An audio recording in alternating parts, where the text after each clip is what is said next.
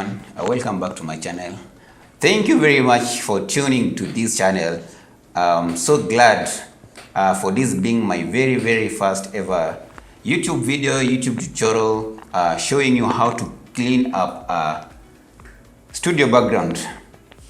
This photo is a photo that I took some time back. I took it in a red background, as you can see. I used a Canon EOSR with a 50mm lens at a shutter of 200 per second, f4, as you can see.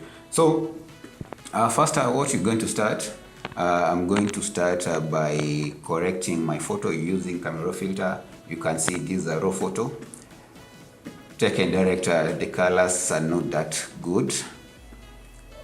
So for my case, I use a preset that I already created. Just come here and open one of my presets, and this is what I get. I'll do some minimal adjustments by increasing my exposure. Where in contrast, I increased to +10. I reduced my highlight. I added my shadows, and then I reduced my whites. Also reduced my blacks, as you can see, texture to +12, clarity +12, dehaze +9. I added some little vibrance too.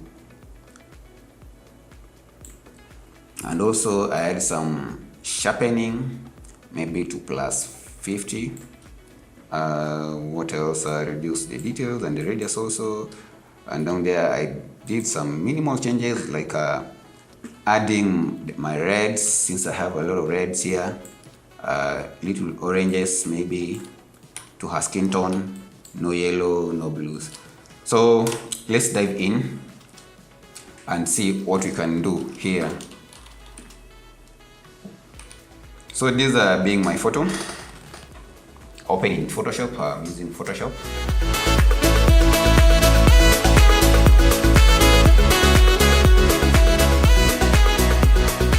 So I start first by Control J by copying my layer.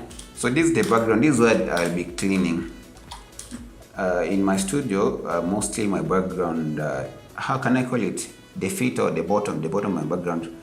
That's why it's always dirty. So you can see these are most of the dirt. These are the unwanted stuffs. All this. I'll be cleaning all this, and I'll show you different tricks that I use.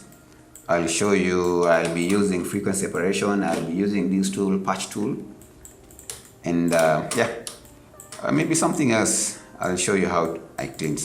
So without wasting much time, let's start. Normally I start by cropping my photo.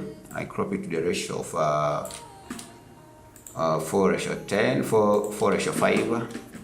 This is Instagram size that Instagram recommends you to use.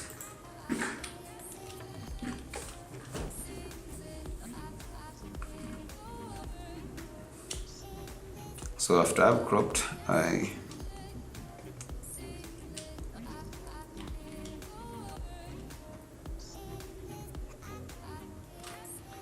after I've finished cropping my photo, I'll copy again my layer using Ctrl J. I'll go to camera raw filter. Come here to filter, camera raw filter, you open it. Then what I do, I come to my HSL color mixer, my HSL panel. How do you call it? This is a panel. What is it?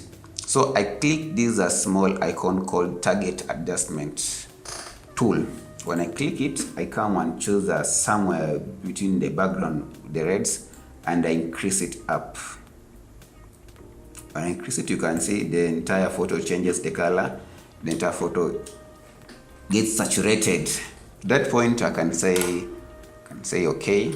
Then I'll mask out. So I have a negative mask.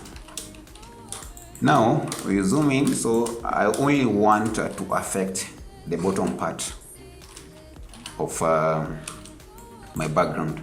So I use my brush tool, B, and my opacity and flow, everything should be 100. 100. So only brush here, just gentle like this to make sure the colors match with the top one. Gently, gentle.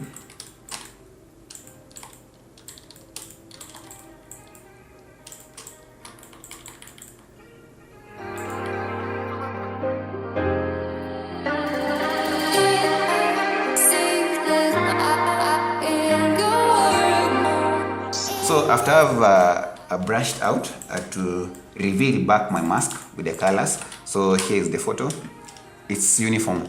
Now what I'll do, I have to clean these patches. You can see these are small tapes, small glued, and also some minimal dirties that maybe your client might step on, and some scratches also. So I'll copy another layer by merging the other. So I use my patch tool, and now if you not use your patch tool, right, this is what you do with it. You select and by selecting where you don't want and placing to where you want, so that the colors can be uniform. So let me speed up this process.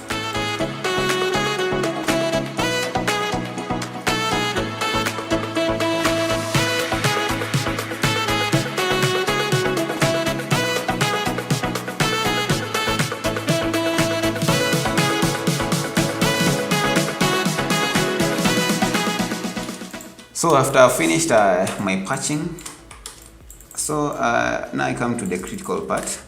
I want to clean up this line. You see this line? This is the edge between what I use to protect my background with the background itself. It's something clear, it's visible, you can see it. So I'll select a large part like this up to here. Then I patch it up there, also here. You can see how it is. So to this point, when I do my before and after, this is my before and after. Let me continue first here. Also do the same thing to hide this sharp line. How will I call it? A sharp line. I want to make this part to be seamless, since I'm using a seamless backdrop. And also do the same thing here. Sorry, you should not come closer to the edges. Also this part, and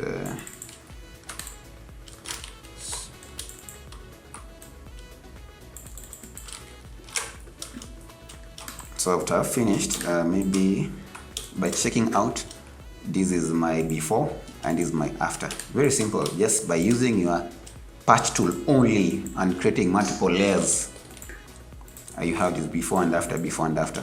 So maybe going further, I can clean up this one simply like this. So these are my before, my after, before and after. So very clean, a very clean background. So still I'm not yet finished. We have some patches. You can see some black patches here. I'm going to use frequency separation. For those who know how to use frequency separation, you can use this technique also to clean not only your skin but also your background. So I already have my action ready.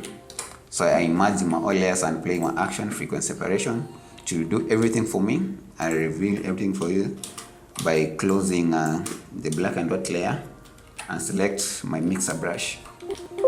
So I'll brush. I'll mix up by gently doing this to even up the color tones. Can I call it the color tones? No, these are not skin tones, these are color tones of my background to match, so that the colors can be seamless. So just these are gently.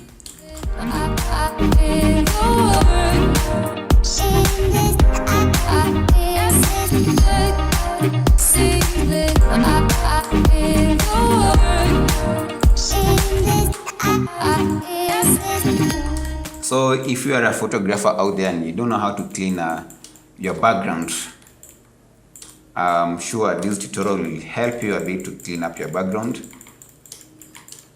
and also help you to add more skills in your photo editing.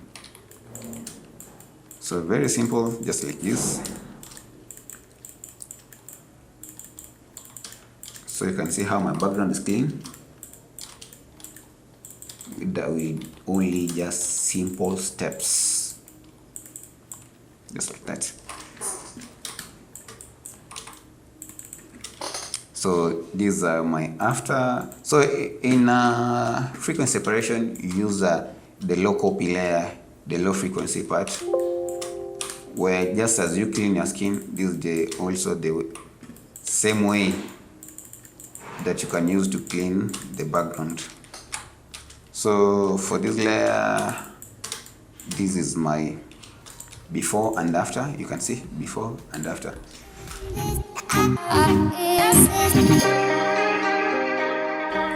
So guys, thank you very much for tuning in, and if you think this video will be of good use, kindly consider subscribing and also consider sharing to other photographers who would like to learn similar thing like you. I'll be so happy again to see you in my next video. Cheers. Cheers.